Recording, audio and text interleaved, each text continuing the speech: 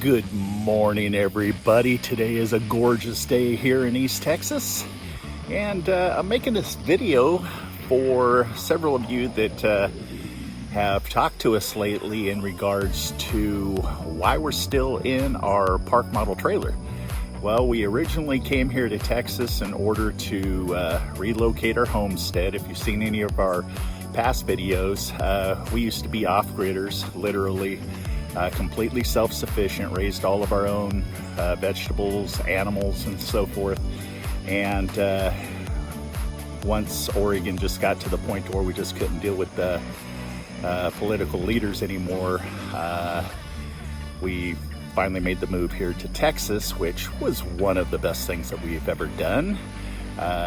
Texas is one of the greatest states in order to regain your freedoms, which are massively being taken away. We still have relatives in Oregon, and we're doing everything we can to get them out and to understand how awesome Texas is.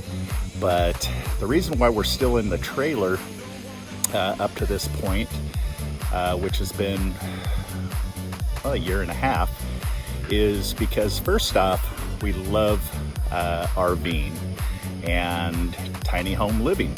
You know, we used to own a 4,000 square foot house that, you know, along with a house that size comes a lot of responsibility and a lot of pressures, a lot of maintenance, a lot of taxes and so forth. And, you know, when you eliminate all of that from your life, you realize what a breath of fresh air it is not to have those bills and all of that worry of maintaining something that big. So, you know, being in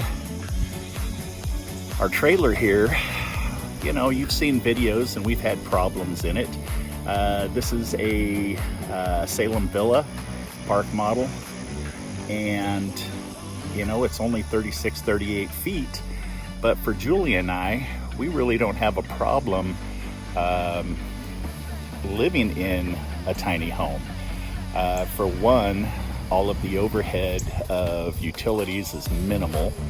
We pay approximately, with our air conditioners running, we probably pay $3 a day in electricity, if that, unless we're working out into the shop and running our plasma or something to that effect. But, you know, everything is just simpler. And now the Salem Villa is not a top of the line Monaco dynasty that we owned previous to this trailer, and things go wrong with it. We've had leaks under sinks. We've had our air conditioning drain plug up and leak in the ceiling. We've had windows fail and leak inside.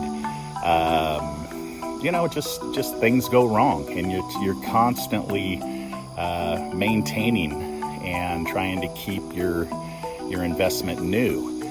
So, but all in all, the trade-off is pretty phenomenal. And I mean, look at this. You know, we get up, we walk out, and you know, we this morning we had a deer that was eating the bird seed from underneath the bird feeders here. We have our own ducks and geese that we raised and released onto the pond. They come up here and they keep the insects down, and everything's going quite well right now.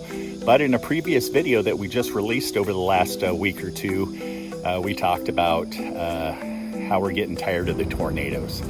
And being in a tiny trailer like this, a tornado is not your best friend.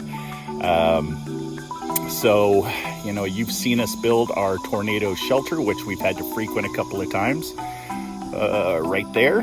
And, you know, when the winds start whipping around and lightning and thunder and so forth, we just had a tornado just skim by us.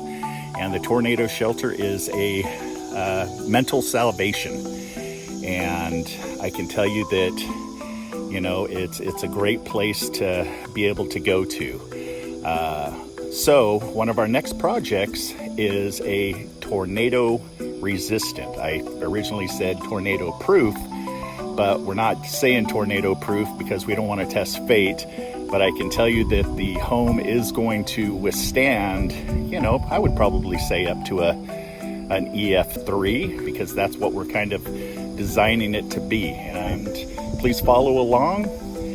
We will be showing several other things. Like right now, because of the last tornado that hit, it took out the power in our shop, which is where our washer and dryer is. So today we're actually creating a washer dryer trailer, and I might make a short video on that. So thanks a lot for watching. You guys stay safe out there during all these crazy times. Peace.